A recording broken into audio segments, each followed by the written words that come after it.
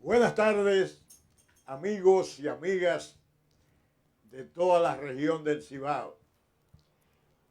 Les habla Rafael Mena Castro y quiero entrar en la tarde de hoy en un análisis sobre el proyecto de presupuesto general de la Nación, o sea, el presupuesto correspondiente al año 2021 y que es el presupuesto que cursa en este momento en el Congreso Nacional y que es el proyecto de presupuesto hasta ahora más elevado que ha enviado gobierno alguno al Congreso Nacional, porque se trata de un proyecto de presupuesto elaborado por el Poder Ejecutivo por un monto de 1.300.000.000.000 de pesos. 1.300 millones de pesos. ¿Y qué indica eso? Que ese presupuesto, cuyo monto es de 1.037.000.000.000 de pesos, tiene realmente como base fundamental en términos de estimación de ingresos 746.000.000.000 de pesos. Por el otro lado, tiene una programación de gasto de 891.000.000.000 de pesos. ¿Qué quiere decir esto?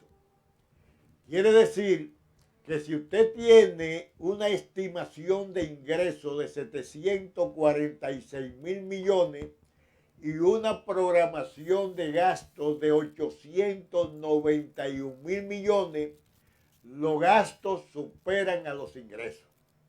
Y eso indica que eso tiene un déficit fiscal de 145.000 millones de pesos. Y usted se preguntaría, ¿y si realmente el presupuesto tiene un monto de 1.037.000.000.000 de pesos, dónde realmente el gobierno va a cubrir ese 1.037.000.000.000? Bueno, lo primero es que el gobierno tiene mecanismos de cómo realmente cubrir ese presupuesto. Y uno de esos mecanismos es precisamente como hizo el gobierno en estos momentos para cubrir el presupuesto en ejecución del año 2020. Es usted recurrir a los mercados internacionales de capitales. Y cuando usted recurre a los mercados de capitales internacionales, usted lo que está emitiendo títulos de bono. Y esos títulos de bono son deudas que usted está colocando en los mercados internacionales de capitales, porque por cada bono que usted emita, eso es un título de deuda. Y ese título de deuda usted tiene que pagarlo iniciando el proceso de pago sobre la base de los intereses y también sobre los vencimientos del pago de esos bonos. Usted tiene otro mecanismo donde recurrir también, que son los préstamos. Los préstamos, el gobierno puede recurrir a los organismos multilaterales, puede recurrir a la banca nacional, puede recurrir también a los gobiernos amigos, y eso se llama cooperación desde el punto de vista bilateral, o usted realmente ir al Fondo Monetario Internacional, ir precisamente al Banco Mundial o al Banco Interamericano de Desarrollo. Eso en realidad son los instrumentos que usted dispone para realmente lograr los préstamos necesarios para cubrir lo que se llama la aplicación financiera, que son los recursos que debe buscar precisamente el gobierno para pagar los intereses y la amortización de la deuda pública. Hablábamos que la deuda pública no es más que aquellos compromisos que contrae precisamente el gobierno o el Estado dominicano con los acreedores internacionales y con los acreedores nacionales. Y que esa deuda externa, nosotros realmente asumimos el compromiso de honrarla con los acreedores. Y nosotros nos convertimos en país deudor. Y por tanto, nos obliga a mantener un cumplimiento religioso en el pago de la deuda pública. Y esa deuda pública se divide en dos: deuda externa y deuda interna. La deuda externa son los compromisos que asumimos con los acreedores internacionales, con los acreedores fuera del país. Y la deuda interna son los compromisos que asume el Estado dominicano con los acreedores internos, con los acreedores de la República Dominicana. ¿Y cuáles son esos acreedores? Esos acreedores son las instituciones de intermediación financiera. Esos acreedores son los instrumentos de deuda del Ministerio de Hacienda o del Ministerio del Tesoro de la República Dominicana.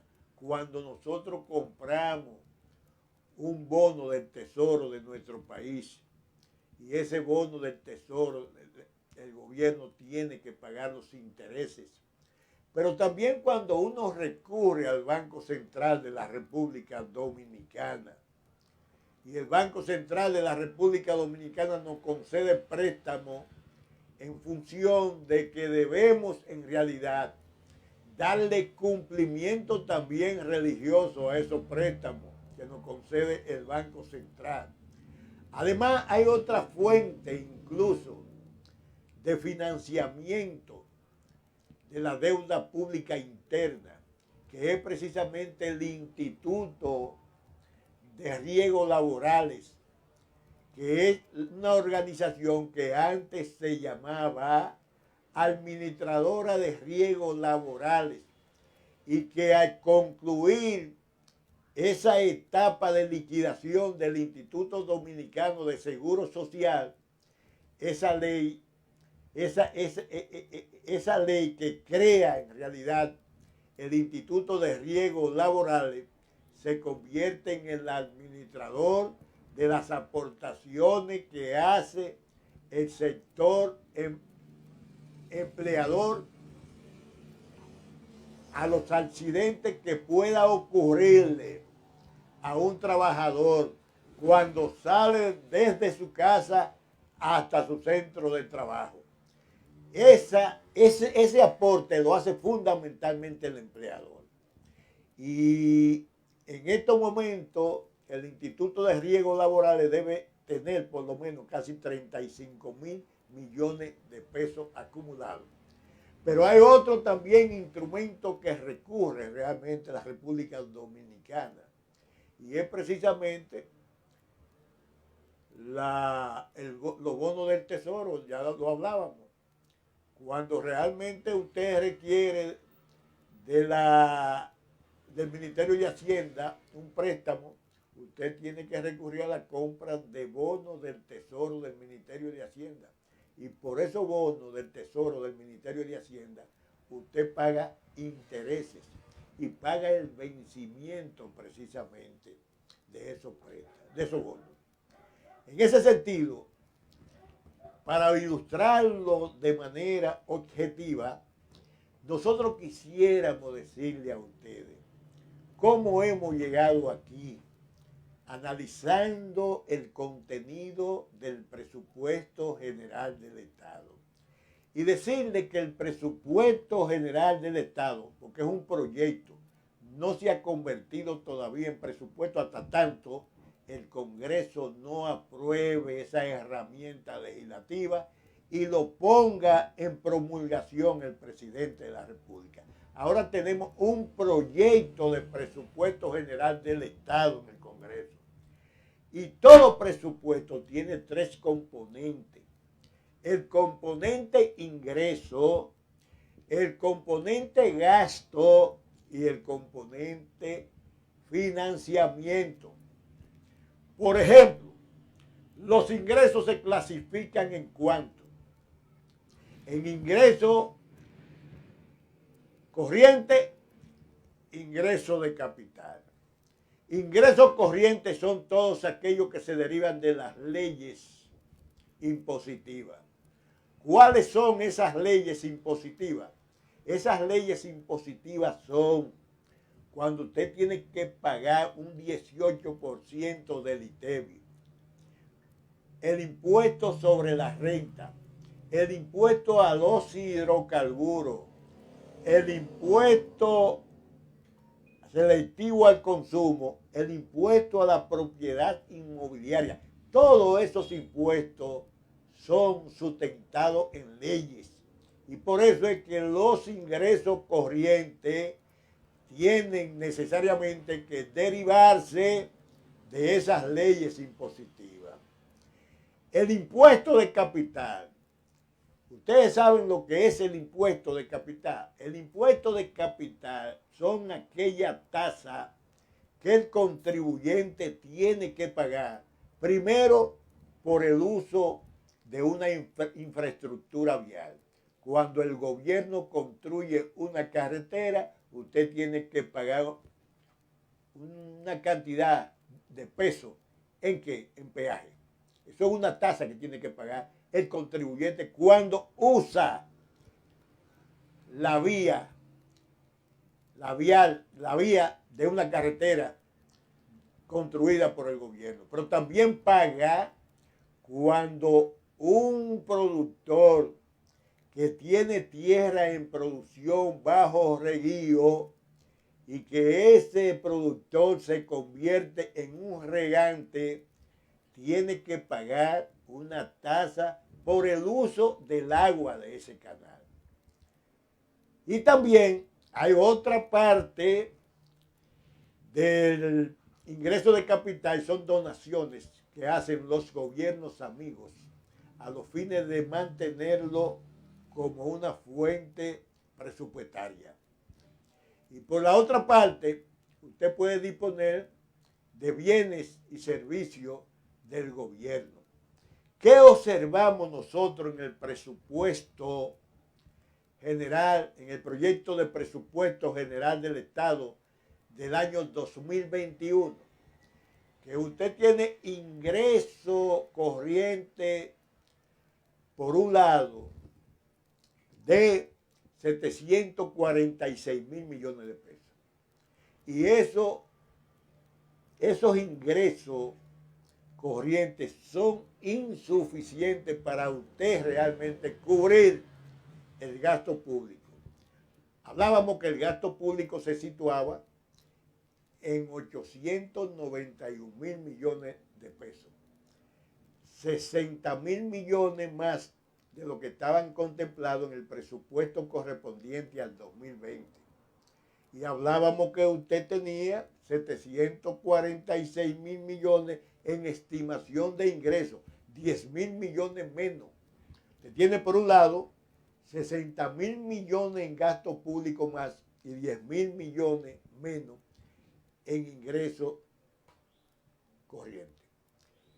Y entonces usted tiene realmente ya un déficit. Ahora, ¿para qué sirven realmente los ingresos corrientes y los ingresos de capitales? Para usted cubrir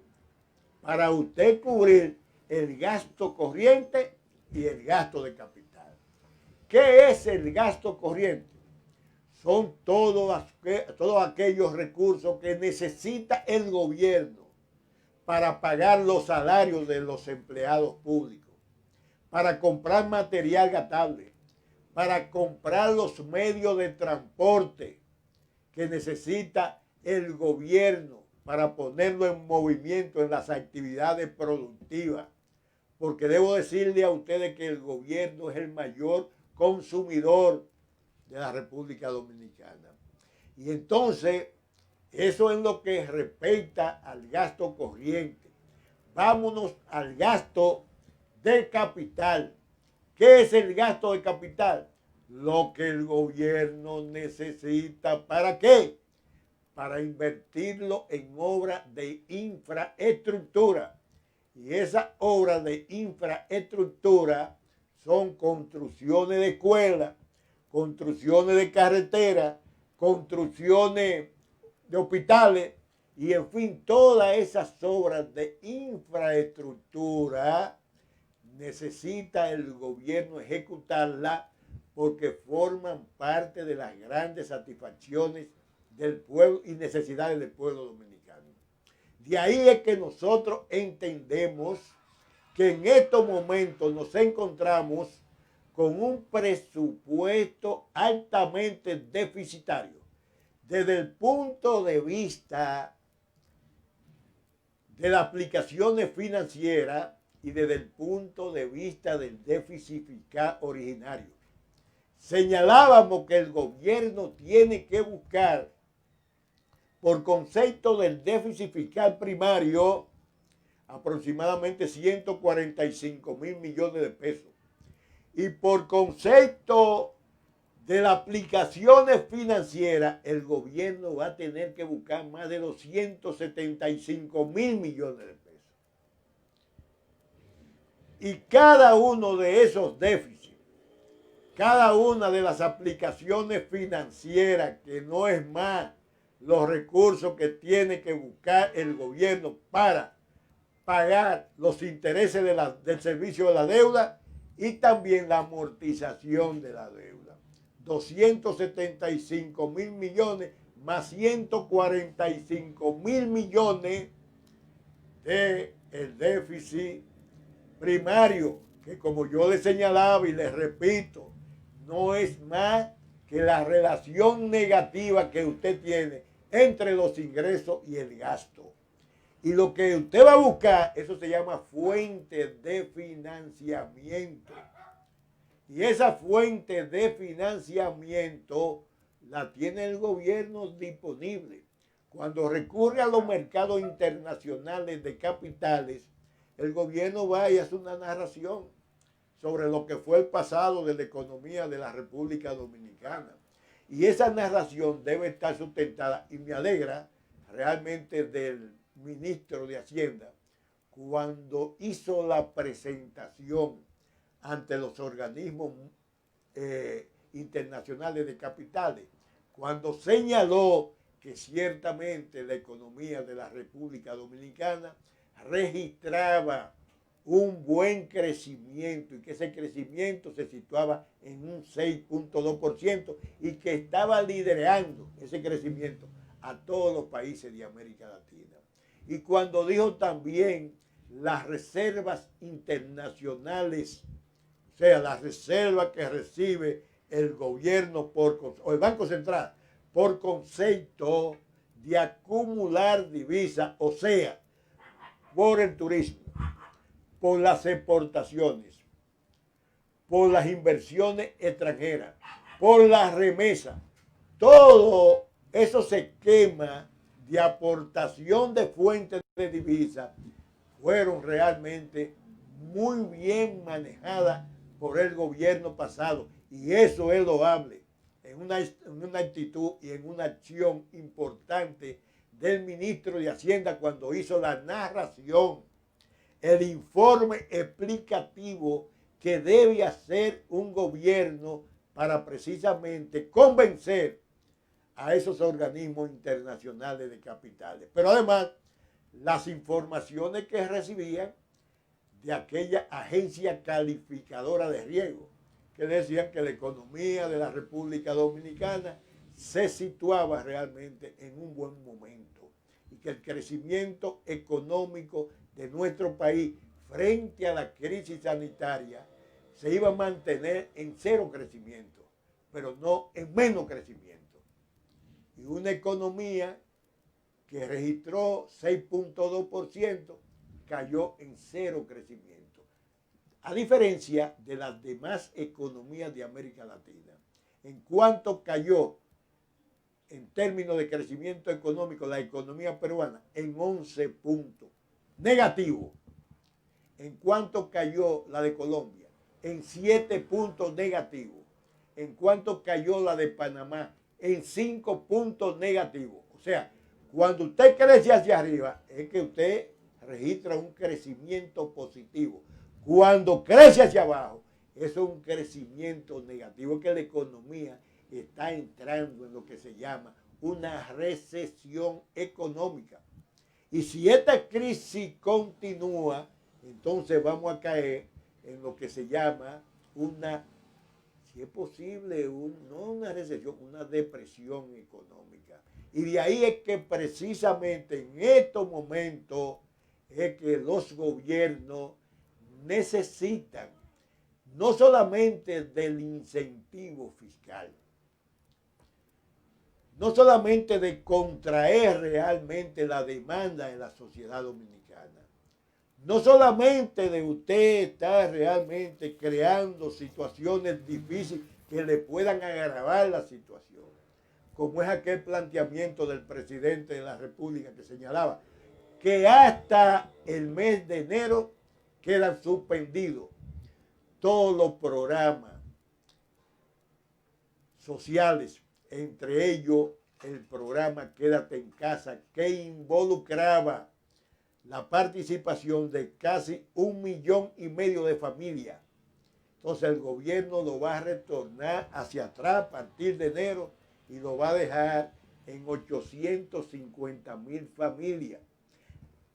En aquella ocasión esas familias devengaban 850 pesos mensuales. Cuando el gobierno llegó e incluyó 1.500 familias, esas familias devengaban 5,000 pesos mensuales. Y yo pienso que eso en realidad es un aliciente que le permite a la familia cumplir con el esquema de confinamiento, no salir a la calle y no contagiarse. Pero por el otro lado, el presidente de la República hizo un señalamiento con relación al programa Fase 1, Fase 2. ¿En qué consiste el programa Fase 1? En usted otorgarle 8.500 pesos a cada trabajador cuyos contratos fueron suspendidos. Y esos contratos suspendidos, el gobierno asumió la responsabilidad de cubrir con 8.500 pesos el salario mínimo para que el empleador completara la otra partida para cubrir lo que se llama el salario mínimo. El gobierno cumplió y está cumpliendo realmente con el pago de fase 1 y fase 2. Pero existe otro programa para ti, que es un programa que incorpora a aquellos sectores que desarrollan sus labores de manera informal. Y cuando usted desarrolla una labor informal, cuando usted no cotiza a la tesorería de la ciudad, de la seguridad social. Entonces el gobierno, con la finalidad de ir creando un mecanismo de compensación o tratando de crear un mecanismo de compensación, introduce en el proyecto de presupuesto general del Estado del año 2021 una mini reforma tributaria que contemplaba lo siguiente: gravar con un 8% la ganancia extraordinaria. Cuando hablamos de gravar con un 8% la ganancia extraordinaria, estamos hablando de que ese impuesto se va a transferir al consumidor. Porque aquí hemos observado que el comerciante, los industriales son pendejos. Todos lo transfieren realmente al consumidor. Pero además, dentro del marco de esa estructura impositiva que envió el gobierno al Congreso a través del presupuesto del año 2021, se cobraba un 3% a los servicios digitales. Y eso afecta de manera sensible a la clase media dominicana. Pero además se establecía un gravamen a la tonelada métrica del gas licuado por el precio de paridad de importación. ¿A quién afecta eso? ¿A quién iba a afectar? A las amas de casa. Pero más aún, se establecía el impuesto sobre la renta, nada más y nada menos que al sueldo de Navidad. Y ustedes saben hasta qué monto está en exento el pago del impuesto sobre la renta. Hasta 33,000 pesos mensuales. A partir de 34,000 pesos mensuales se establece el gravamen del impuesto sobre la renta y ese impuesto paga un 25 y un 27%. Es decir, que la clase media iba a ser de manera salvaje, golpeada con esta estructura impositiva. Desde luego, el presidente de la República parece indicar que no se llevó de esas concepciones neoliberales que anidan su equipo económico y eliminó o va a eliminar a través de un adendo, la estructura impositiva de esa mini reforma. Y en vez precisamente de aplicar esas estructuras impositivas, el gobierno se ve en la obligación de convocar al Consejo Económico Social para la discusión tanto del pacto fiscal como del pacto eléctrico. Yo pienso que esta es una decisión que debemos en realidad reconocérsela al presidente de la República, porque rectificar es sabio.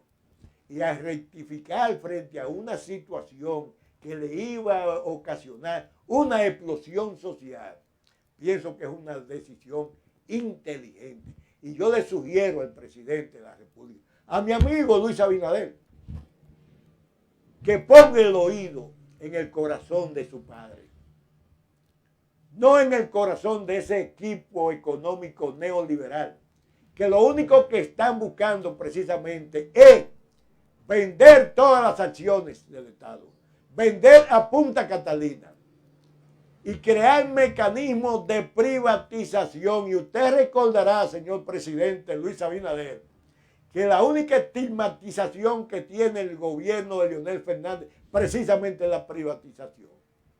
Y eso le está afectando en estos momentos. Y usted debe asumir la actitud que asumió su padre en el año 1978, cuando en este país la República Dominicana fue saqueada por la venta de los azúcares de nuestro país hacia los mercados norteamericanos. Y se escamoteó con más de 140 millones de dólares. Y su papá le tocó renegociar precisamente esa operación de venta de azúcar hacia el mercado norteamericano. Y logró realmente recuperar una partida en dólares importante. Y usted debe más o menos verse en el espejo de su papá. No se lleve realmente de esos neoliberales que están gobernando el equipo económico que usted realmente encabeza como presidente de la República. Porque esa oligarquía nunca ha amado los intereses de ningún país. Esa oligarquía, ese frente oligárquico fue la que realmente en el año 1963 provocó el golpe de Estado al gobierno, al primer gobierno democrático del Partido Revolucionario Dominicano. Esos neoliberales fue lo que iniciaron el proceso de privatización en la República Dominicana. Esos neoliberales fueron los primeros que transfirieron el sistema de energía de la República Dominicana a los sectores oscuros, a los sectores que realmente han aumentado la factura eléctrica. Y yo espero que en esa discusión que girará en torno al pacto fiscal y al pacto eléctrico, se analice profundamente la facturación, señor presidente. Porque usted sabe que ese pacto estaba prácticamente concebido y por razones que incidieron de manera determinante en esos sectores, productores de energía, productores de generación energética, fue paralizado y no se firmó ese pacto eléctrico. Pero además, pienso que usted también va a obligar a esos sectores que se benefician en estos momentos con 250.000 millones de pesos, que se lo otorgamos graciosamente en exoneraciones y en excepciones fiscales. No es posible que uno continúe entregándole subsidio a los generadores eléctricos. No es posible que uno permanentemente le entregue incluso exoneraciones ya definitivas al sector turístico. No es posible que uno le entregue exoneraciones y exenciones fiscales a industriales y empresarios.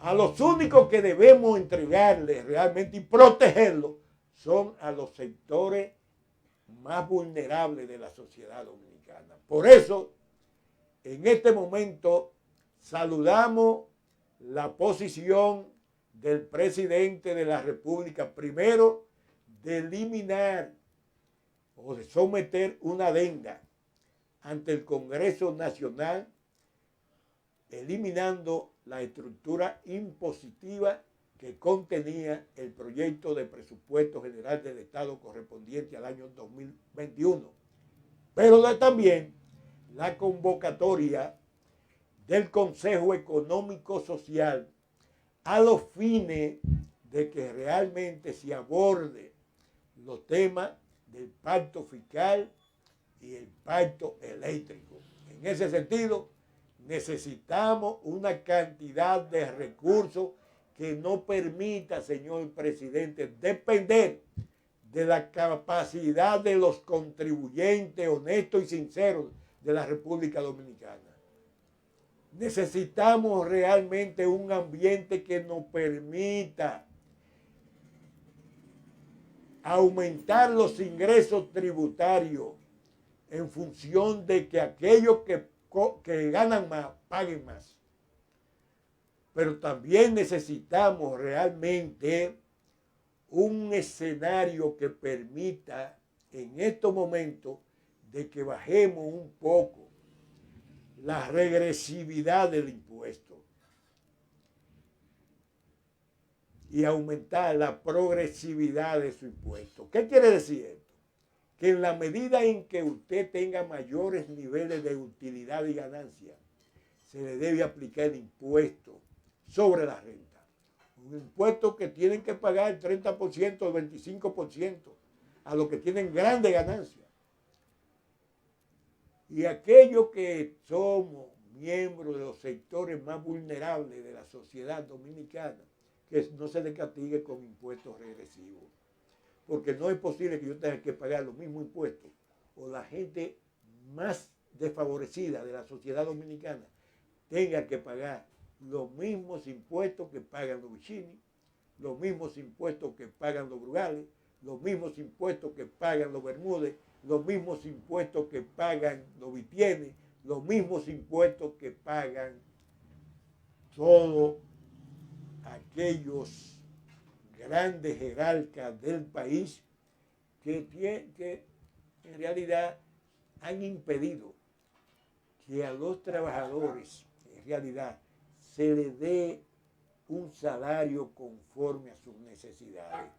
Y es por otra parte que debemos decirle al presidente de la República que se reúna con los sectores económicamente poderosos y que logremos un espacio que nos permita tanto a los trabajadores como a los empleadores que se le entregue la regalía pascual a los trabajadores completa, y que si el gobierno puede realmente incidir en sensibilizar a los empleadores para que se le entregue la regalía pascual completa.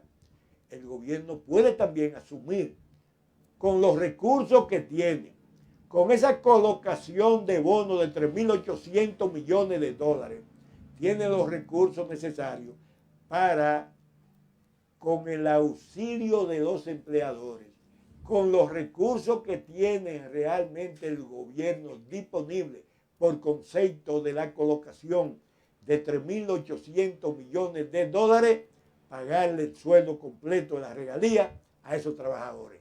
Muchas gracias y que pasen buenas tardes.